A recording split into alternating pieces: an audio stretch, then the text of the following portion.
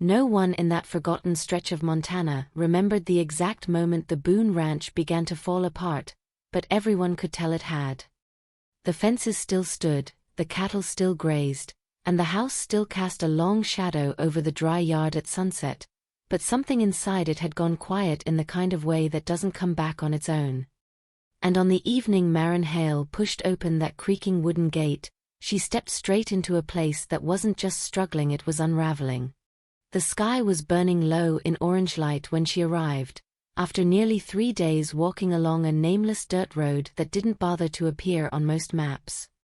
Dust clung to her dress, her boots were worn thin, and the small leather suitcase in her hand carried everything she had left in the world. 2 changes of clothes, a bone comb, and a weathered notebook filled with recipes written in her mother's careful handwriting. It wasn't much, but to Maren, it was the last proof that she had once belonged somewhere. At 22, she already carried the weight of someone who had outlived her own beginnings. Her father had died years ago in a riding accident, leaving behind debts and stories that faded quickly. Her mother followed not long after, taken slowly by illness that drained both strength and hope. Since then, Maren had moved through life like a shadow, passing from one temporary place to another, surviving not because the world was kind, but because she refused to stop moving forward. That road had led her here. The ranch appeared almost like a mirage at the end of the day, a wide yard of packed earth, a weathered white house with a sagging porch, a small herd of thin cattle, and chickens wandering without direction. It wasn't prosperous, not even close, but it was inhabited. And for someone like Maren, that meant possibility. She paused at the gate, brushing dust from her dress, tightening the braid that the wind had half undone, and steadying her breath. There was always a moment like this, right before asking for help, where pride and desperation fought each other. Pride almost never won anymore. When the gate creaked open, the sound carried across the yard and pulled attention from the house. The first thing she noticed was the girl. Sitting near a rough wooden stool by the chicken pen, the child worked quietly, peeling vegetables with slow, practiced movements that didn't belong to someone her age. She couldn't have been more than 6, but there was nothing careless or playful about her posture.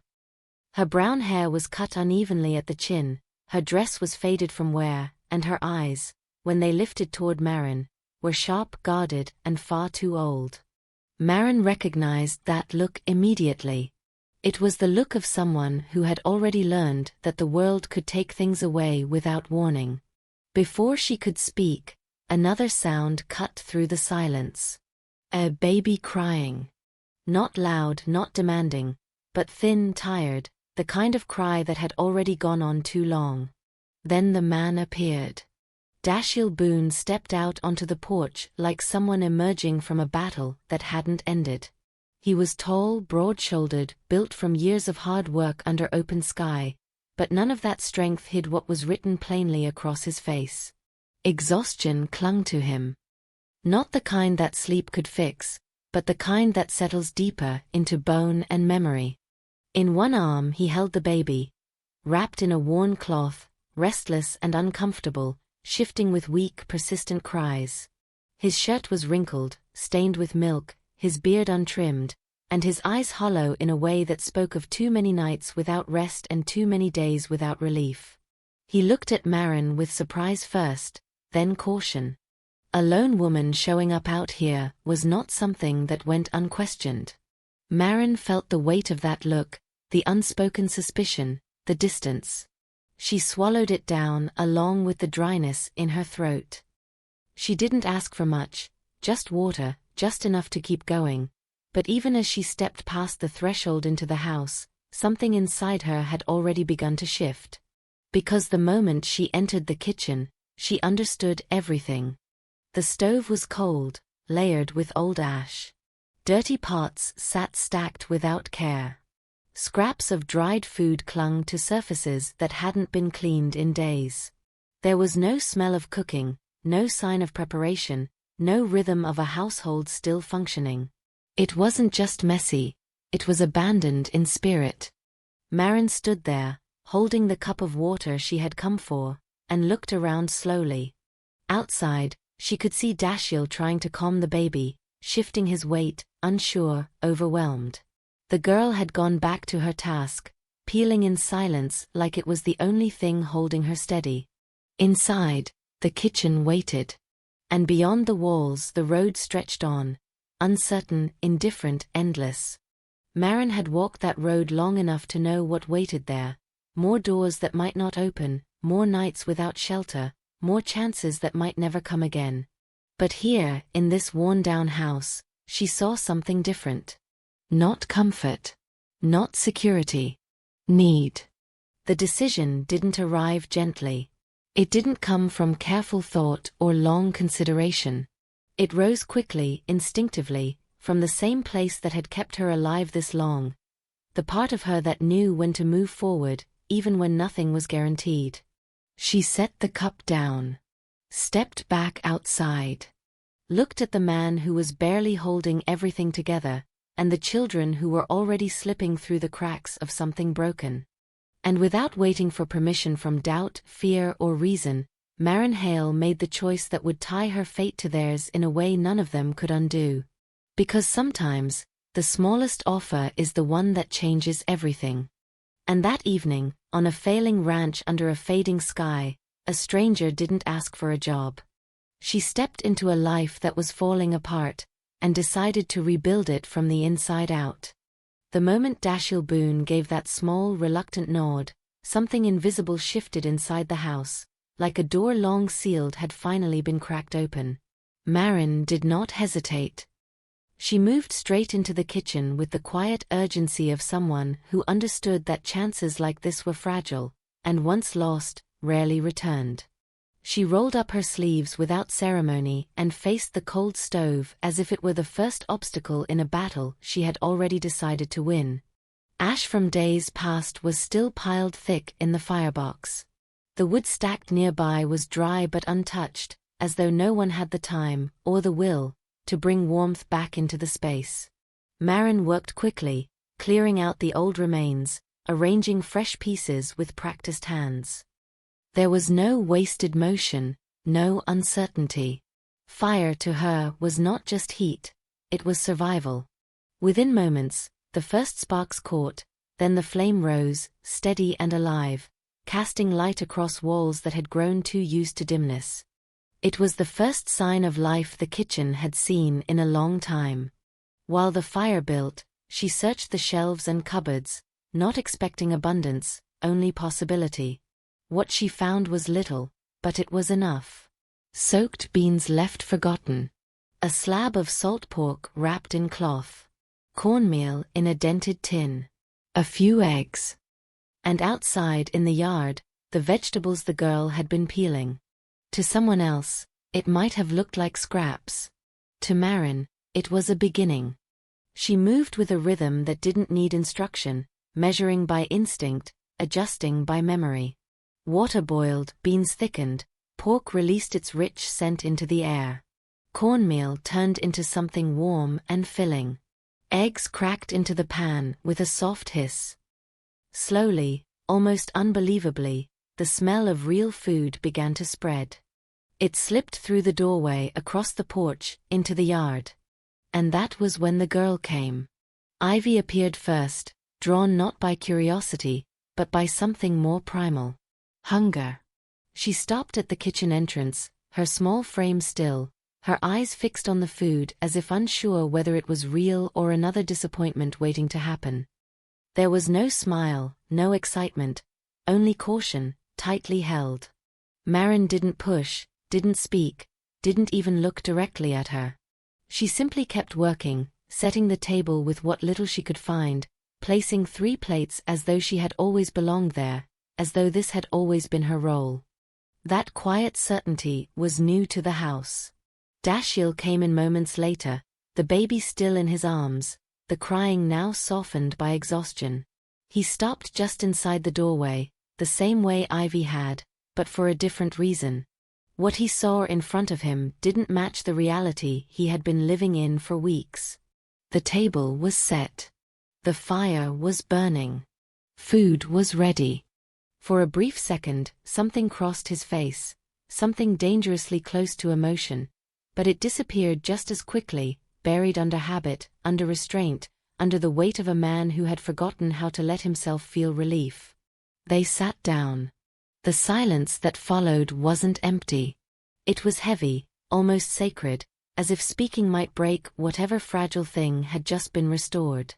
Ivy ate first, fast at the beginning, then slower, as if stretching the moment. When her plate emptied, her eyes drifted toward the pot without daring to ask. Maren noticed and served more without acknowledgement, without making it an event. The child accepted it the same way, quietly, but with a hunger that went deeper than food. Dashiell ate slower, every movement deliberate.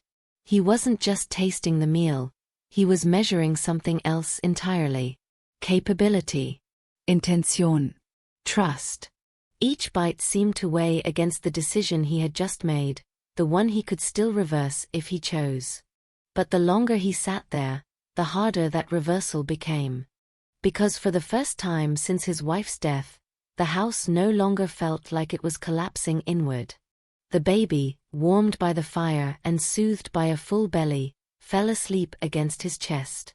The soft rise and fall of the child's breathing filled a space that had once been occupied by constant cries. It was a small change, but in that house, small changes mattered more than anything. When the meal ended, Dashiell didn't say much. He didn't need to. The decision had already been made somewhere between the first bite and the last. Maren was allowed to stay. Not permanently. Not securely. Just one night. But one night was more than she had woken up with that morning. She cleaned the kitchen without being asked, washing every pot, every plate, restoring order to a space that had forgotten what order looked like. She worked in silence, but it wasn't the same silence as before. This one carried purpose. Outside, the ranch settled into night. The wind moved through the trees, the cattle shifted in the distance, and the last embers of daylight faded behind the hills. Inside, something else settled too, something quieter, deeper. For the first time in weeks, no one cried. Not the baby. Not the girl. Not the man. And when Maren finally lay down in the small back room she had been given, the thin mattress beneath her felt like more than just a place to rest. It felt like a line drawn between what had been and what might still become. Because she knew something Dashiell did not. She hadn't come there just to survive the night. She had come there ready to prove that she could stay. And in a house where everything had been slowly falling apart, that kind of determination was not just rare. It was dangerous. Because if she succeeded, nothing in that place would ever remain the same again. Before the sun even touched the edge of the Montana hills, Maren was already awake. The cold of early morning still clung to the walls, and the house held that deep, fragile silence that only exists before a long day begins. For a moment, she lay still listening, not for danger, not for footsteps, but for something she hadn't felt in a long time, the steady breathing of a place that hadn't pushed her out. Then she rose. There was no hesitation, no second thought about whether she truly belonged there. People like Maren didn't wait for permission to prove their worth. They moved first, because standing still meant being forgotten. She dressed quickly, stepped into the quiet hallway, and made her way back to the kitchen, the heart of the house she had decided to bring back to life.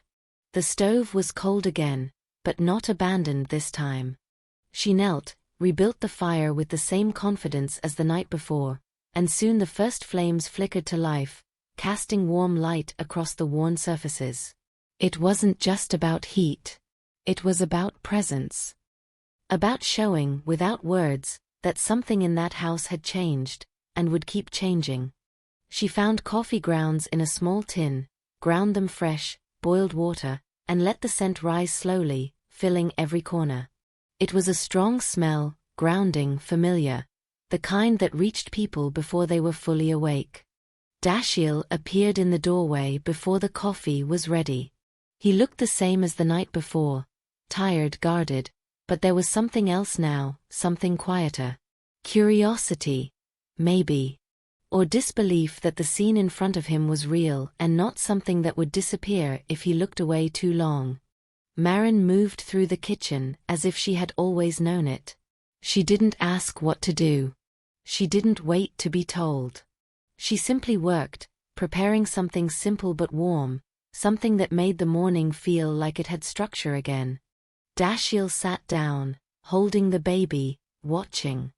And for the first time since his world had collapsed, he wasn't the only one holding it together. They reached an understanding without needing to shape it into words. There was no money to offer. The ranch barely sustained itself. But there was space, and there was food, and there was work. More than enough work for someone who didn't fear it. Maren didn't ask for anything else. She asked only for time, for the chance to remain as long as she could be useful. And Dashiell, worn down by months of doing everything alone, accepted. That was how it began. The first days were not gentle. They were long, heavy, filled with the kind of labor that stripped away any illusion of ease. Maren worked from before sunrise until after dark, moving between kitchen, yard, and garden with relentless focus. She cleaned what had been left untouched, scrubbed away the layers of neglect, repaired what could be repaired, and reorganized what had fallen into chaos. The house began to respond. Not all at once, not dramatically, but steadily, like something waking up after a long illness. The floors were swept. The dishes stayed clean. Clothes were washed, dried, folded. The air changed. It carried the scent of food again, of care, of attention. Outside, the yard followed. She cleared weeds from what had once been a garden, turning over dry soil with bare hands when tools were scarce. She planted what little she could gather, simple greens, herbs, anything that could grow with patience and effort. It wasn't much, but it was a start. Dashiell noticed everything. He didn't say it. He wasn't a man who spoke easily about gratitude, especially not when it tangled with guilt. Because every improvement Maren made was also a quiet reminder of how far things had fallen before she arrived. He had not failed because he didn't care. He had failed because he had been alone. That realization sat heavy inside him, growing with each passing day. The baby, Emmett, changed first. Under Maren's care, his constant crying eased. She adjusted how he was fed, how he was held, how he was soothed. She paid attention to details Dashiell had never been taught to see. Within weeks, the child began to sleep longer, cry less, and look stronger, healthier. It was a transformation so clear it couldn't be ignored. Dashiell watched it happen in silence, something in him loosening each time the baby rested peacefully instead of struggling through the night. But not everything softened. Ivy remained the storm inside the calm. She didn't argue. She didn't cry. She didn't throw tantrums. What she did was far more difficult to face. She refused. Refused the meals, pushing plates aside without a word. Refused help, slipping away whenever Maren came near. Refused order, undoing small things that had been fixed, returning objects to the places they had been when everything was still broken. It wasn't rebellion. It was preservation. The disorder, the silence, the distance, those were the last pieces of the world Ivy had known when her mother was still alive. Changing them meant accepting that the past was gone, and for a child who had already lost too much, that was not something she was ready to do. Maren saw it clearly. She had known grief in her own way, had seen how it twisted itself into habits, into defenses that didn't look like pain from the outside. So she didn't force the girl. She didn't demand obedience, didn't chase after her with empty comfort. Instead, she did something far harder. She stayed consistent. Every morning, the fire was lit. Every meal was prepared. Every space was kept in order. She became something steady in a house that had lost all sense of stability. Not loud, not demanding, just present, reliable, unshaken. Like a heartbeat. Days turned into weeks, and something subtle began to shift again. Not in Ivy, not yet. But in Dashiell. He started coming back from the fields earlier, not because the work was lighter, but because there was now something pulling him home. He lingered longer at the table. He spoke more, at first about practical things, then slowly about other matters. Small details, memories, thoughts that had been buried under exhaustion. Maren listened. Not as someone trying to impress, but as someone genuinely paying attention. She asked questions when needed, learned quickly, adapted faster. The ranch, once barely surviving, began to move towards something more stable. And that was when the past returned, not quietly, not gently, but carried by other people. Because nothing changes in a small place without being noticed. And sooner or later, someone always decides to speak about it. The ranch had begun to heal from the inside, but beyond its fence line, something else was growing, quieter, sharper, and far less forgiving. News traveled fast in places where nothing ever seemed to happen. A stranger arriving, a widower no longer drowning, a house that once smelled of neglect now carrying the scent of fresh bread and coffee. These were not small changes. They were stories. And stories, once carried into town, rarely returned unchanged. It started with glances. When Dashiell rode into Miles City for supplies, people looked longer than usual. Conversations softened when he passed. The familiar rhythm of greetings faltered, replaced by something heavier. Curiosity mixed with judgment, wrapped in the polite silence of those who preferred to watch before speaking. But silence never lasts long where opinions thrive. At the center of it all stood Loretta Pike. A woman who had built her place in town not through kindness, but through certainty. Certainty in what was right, what was wrong, and who had the authority to decide. She had been close to Dashiell's late wife, close enough to feel ownership over her memory, close enough to believe she had a say in what happened after. And what she heard did not sit well with her. A young woman, unknown, living under the same roof. Cooking. Caring for the children. Moving through spaces that, in Loretta's mind, still belonged to someone buried not long ago. To her, it wasn't help. It was intrusion. And so, piece by piece, she began to shape the story. Not with outright lies, but with suggestions sharpened into conclusions. A tone of concern that carried something colder beneath it.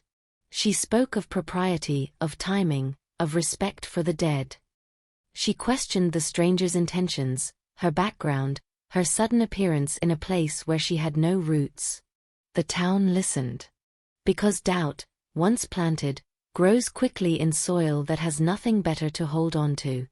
Back at the ranch, the tension arrived before the words did. It showed in the way Dashiell lingered longer in silence after returning from town. In the way his eyes sometimes shifted, studying Maren without meaning to, as if searching for something he hadn't considered before. The ease that had begun to settle between them didn't disappear, but it tightened, stretched thin by something neither of them had yet named. Maren felt it. Not through what was said, but through what wasn't. Through the pauses, the hesitation, the subtle change in the air that only someone who had lived on the edge of belonging could recognize immediately. Still, she didn't ask. Because asking meant risking the answer. The storm arrived one late afternoon. The sound of wheels over dirt broke the rhythm of the day, sharp enough to pull attention from the kitchen, from the yard, from the fragile balance that had taken weeks to build. Maren stepped outside, wiping her hands, and saw the carriage before it fully stopped. 3 women stepped down. At the front was Loretta. Dressed in dark fabric despite the heat, posture rigid, expression controlled in a way that suggested this visit had been planned long before it happened. The 2 women behind her were not there for support, they were there to witness. To confirm. To carry the story back with certainty. Maren didn't retreat. She straightened, met them where the porch met the yard, and held her ground with the quiet dignity of someone who knew she had nothing to hide, but also nothing to prove. Loretta didn't wait to be invited. She walked through the space as though it belonged to her, eyes moving quickly, measuring everything. The clean surfaces. The organized shelves. The signs of care that contradicted the version of the house she had already decided to believe. She examined it all not to understand, but to find fault. And when she didn't find enough, she created it. The inspection moved from the house to the children. Emmett, now healthier, no longer carried the constant distress he once had. Ivy stood nearby, tense, watchful, caught between familiarity and uncertainty as she looked at a face from her past. Loretta's presence stirred something in the girl. Not comfort. Memory. The kind that reopens wounds instead of closing them. Marin saw it happen. The shift in Ivy's posture, the tightening of her expression, the way her small body seemed to fold inward, as if bracing for something she didn't fully understand but feared nonetheless. And then Loretta turned her attention fully to Marin. What followed didn't come as shouting or accusation. It came as something far more cutting, calm, deliberate, wrapped in righteousness. Each word placed carefully, each implication sharper than the last. She spoke of the house as if it were sacred ground, of the children as if they were being claimed, of the past as if it had been disrespected simply by the presence of someone new. But it was the comparison that struck deepest. The observation that Marin resembled the woman who had died. Not identical, not enough to mistake, but enough to suggest something dangerous. That perhaps Dashiell had not chosen Marin for who she was, but for who she reminded him of. The words didn't echo loudly. They didn't need to. They settled quietly, deeply, finding their way into places already vulnerable. Marin felt it immediately, the shift inside her, the crack in certainty she hadn't allowed before. Because until that moment, she had never looked at herself through that lens. Never questioned whether her place there had been earned, or simply allowed because it filled a shape someone else had left behind. For the first time since she arrived, doubt took hold. And doubt, once planted, does not leave easily. Ivy broke first. The tension, the presence, the collision of past and present became too much. The girl's composure shattered in a way it hadn't since Marin had arrived. Tears came suddenly, violently. Not the quiet resistance she had shown before, but something raw, exposed. Loretta reached for her, pulling her close, and in that moment, it looked like proof. Proof that the child still belonged to what had been, not to what was becoming. Marin stood still through it all. Not because she was unaffected, but because she understood something fundamental. Any reaction, any defense, would only feed what had already been decided about her. So she let it pass. Let the inspection end. Let the judgment hang in the air. Let the visitors leave with whatever version of the truth they had come to confirm. Only when the carriage disappeared beyond the gate did her strength falter. The moment the dust settled, the silence returned, but it was no longer the same silence as before. This one carried weight, uncertainty, the echo of words that couldn't be unheard. Marin leaned against the wall, the steady control she had maintained slipping just enough to reveal what had been building underneath. Not anger. Not shame. Something worse. The fear that she had built everything on something that wasn't truly hers. That she was temporary. Replaceable. A shadow standing where someone else once had.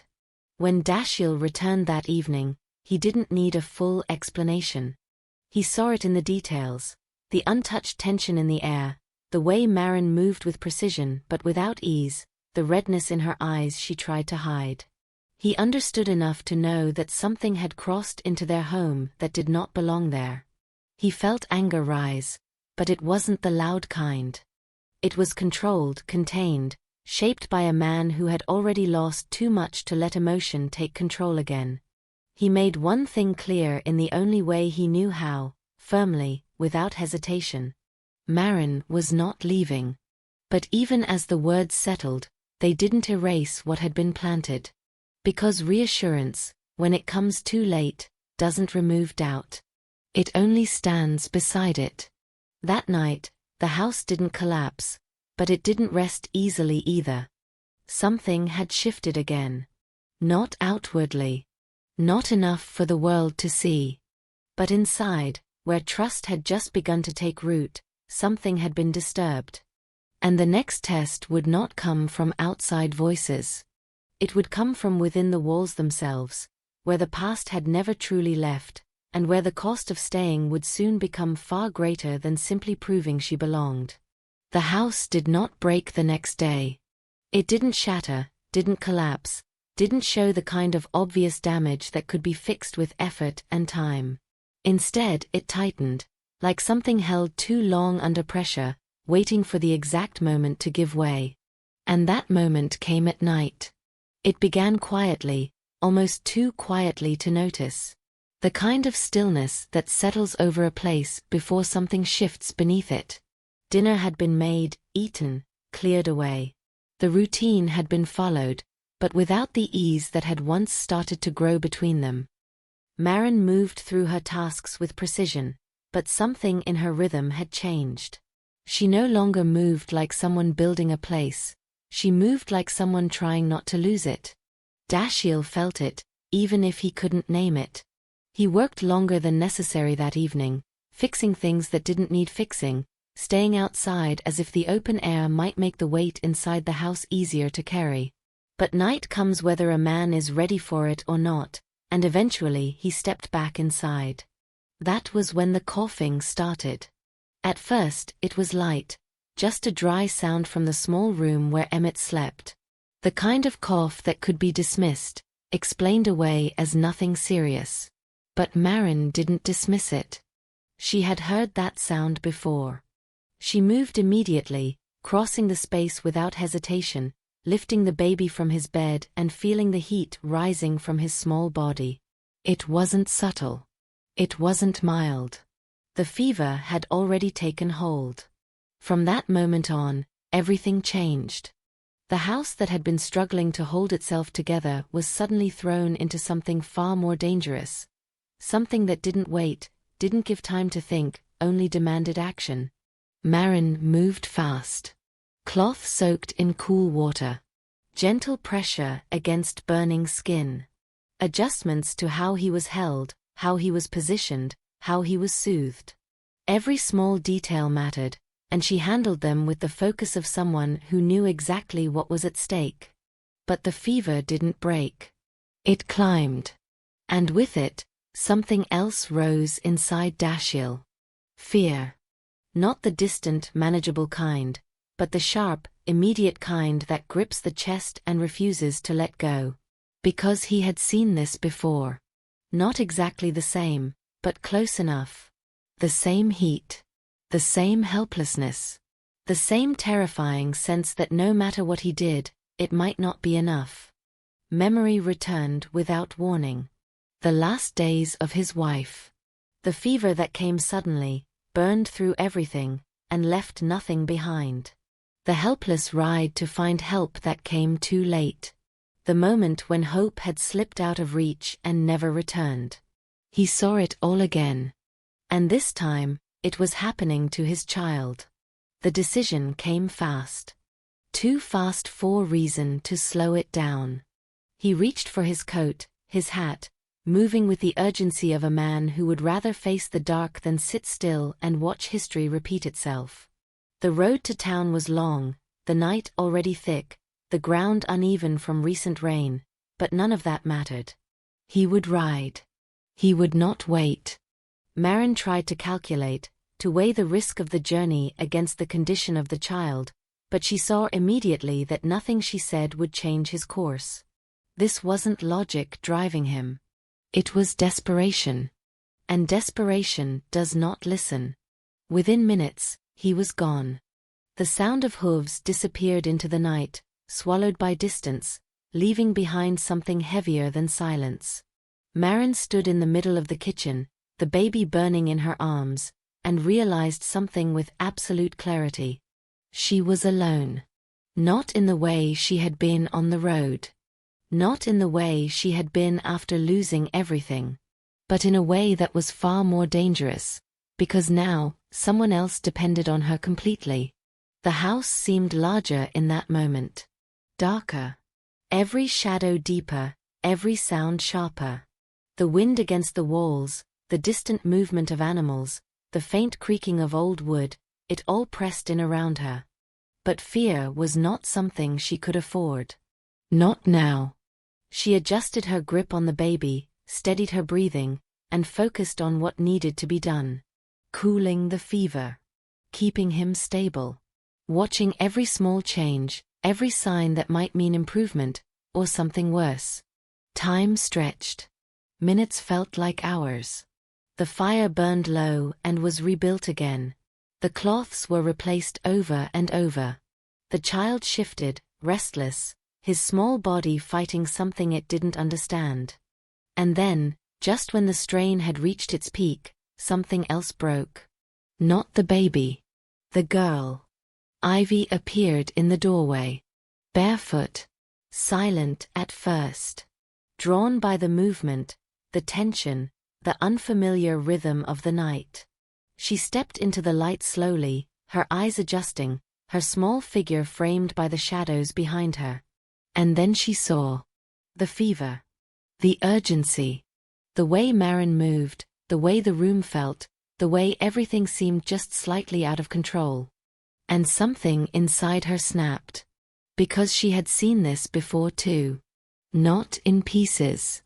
Not vaguely. Exactly. The same heat. The same fear. The same night when everything had changed and nothing had gone back.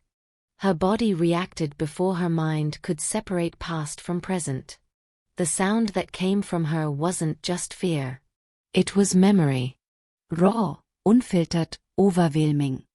She collapsed inward, retreating from the doorway, from the scene, from the reality she couldn't escape. Her small frame trembled, her breathing uneven, her hands clutching at nothing, as if trying to hold onto something that was already gone. Marin turned. And in that instant, she understood the full weight of what she was facing. Not just a sick child. Not just a fragile situation.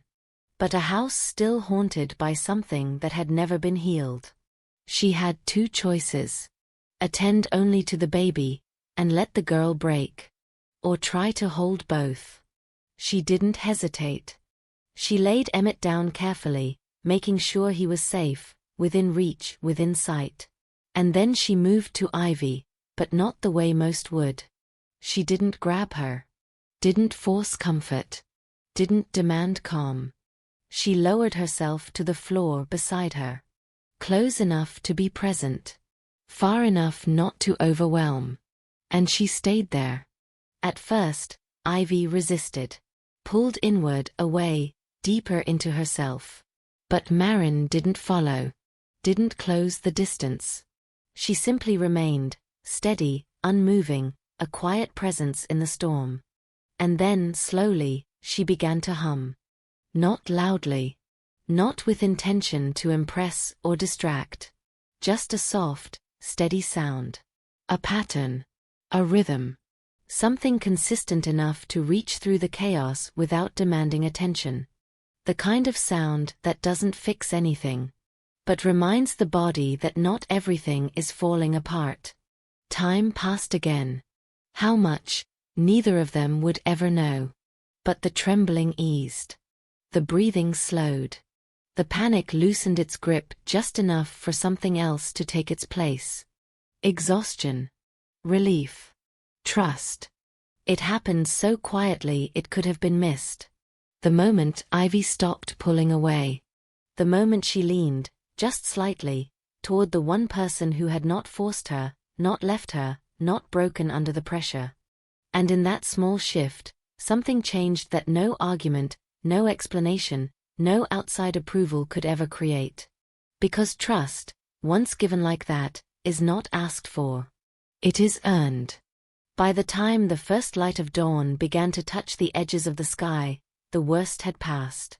The fever had not disappeared, but it had steadied. The child's breathing was calmer.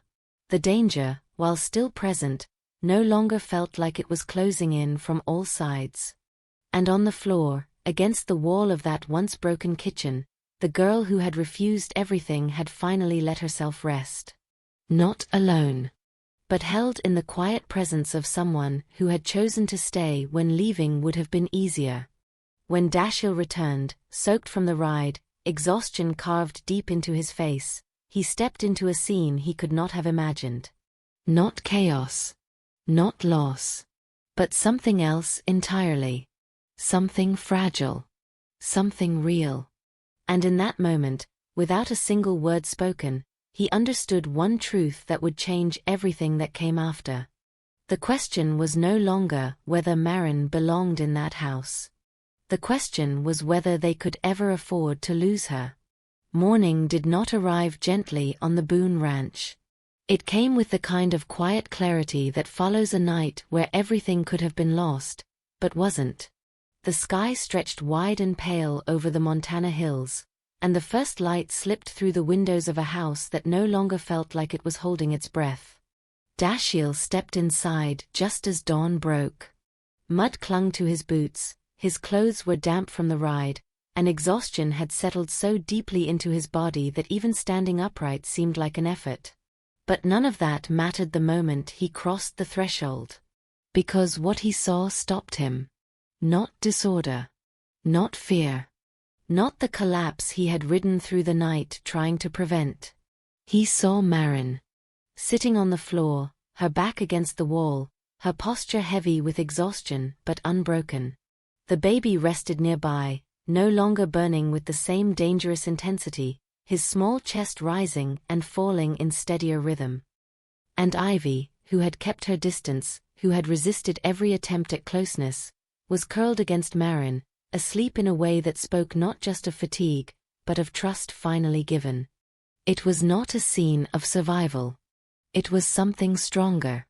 It was a family holding together.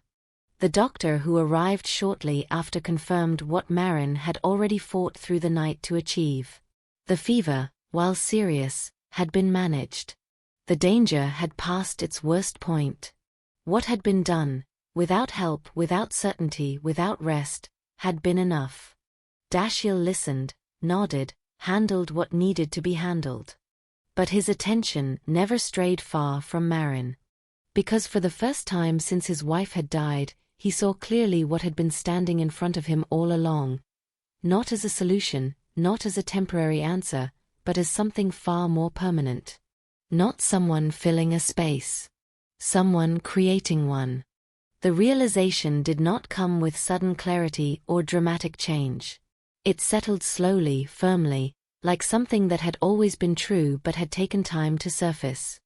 Everything that mattered had happened when he wasn't there. And she had not left. That truth outweighed everything else. The doubts planted by others, the questions he had not known how to answer, the quiet comparisons he had tried to ignore, they lost their weight in the face of something far simpler and far more undeniable. Maren had stayed when it was hardest. She had carried what he could not. And she had done it without asking for anything in return. That was not resemblance. That was character. By the time the doctor left and the house settled into a new kind of quiet, Dashiell had already made his decision. He did not rush to speak it. Men like him did not move through emotion quickly. They built conclusions the same way they built everything else, with time, with effort, with certainty. But once that certainty formed, it did not break. The day passed differently. There was no tension lingering in the air, no unspoken weight pressing down on every movement. Ivy remained close, not clinging, not dependent, but no longer distant. The small shifts in her behavior were subtle, but undeniable. She stayed in the same room. She watched without pulling away. She existed beside Maren instead of apart from her. For a child who had been holding on to loss as tightly as she could, it was everything. Emmett continued to recover, his strength returning in small but steady increments. The house, which had come so close to slipping backward, held its ground.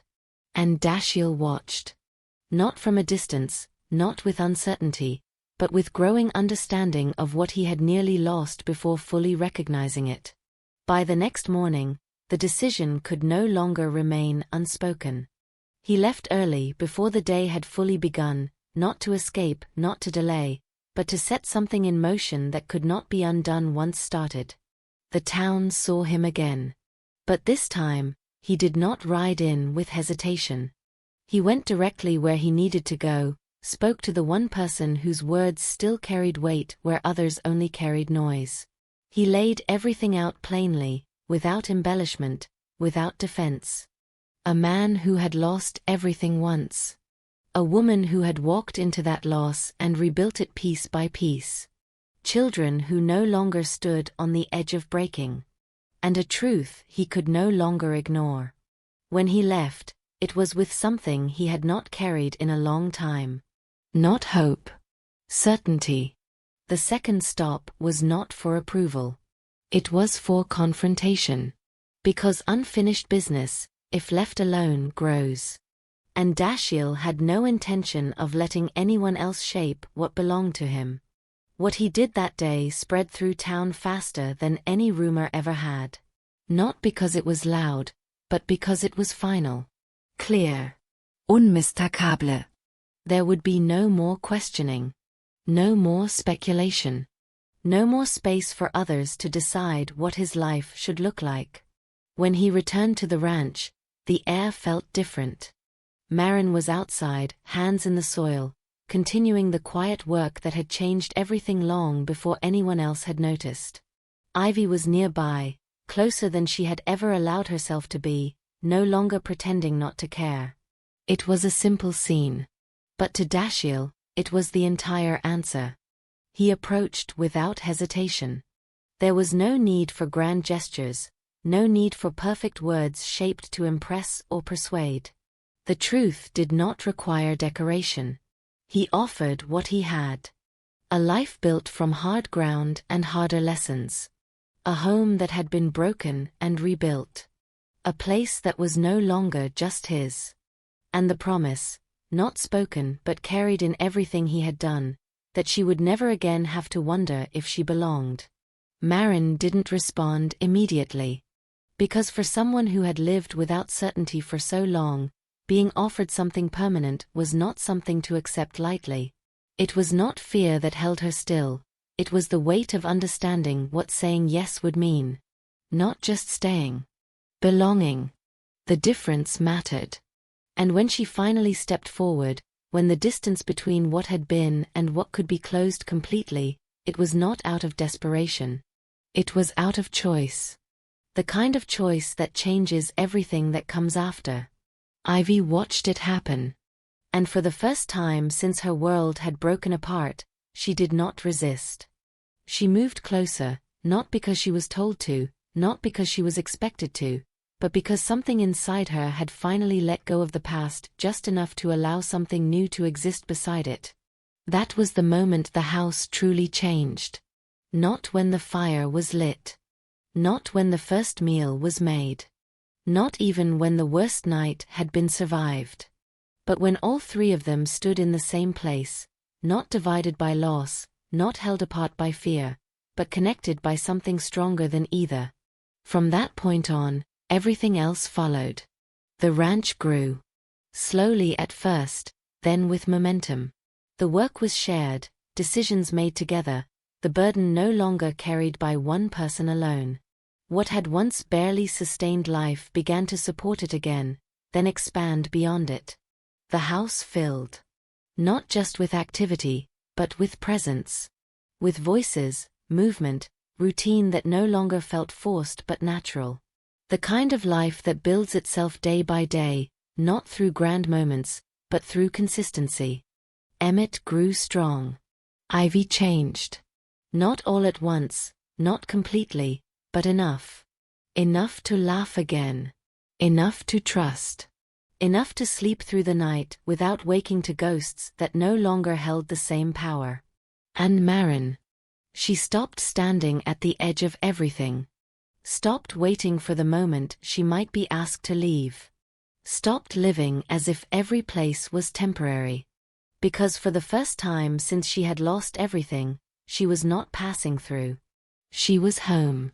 Years later, when the ranch stood stronger than it ever had, when the past no longer felt like a wound but like a chapter that had led somewhere instead of ending everything, the story remained the same at its core. A stranger had arrived with nothing. A man had been too broken to ask for help. A child had been too hurt to accept it. And somehow, in the middle of all that, something had been built that none of them could have created alone. Not quickly. Not easily. But permanently. Because in the end, it had never been about replacing what was lost. It had been about having the courage to build again, with whoever was willing to stay.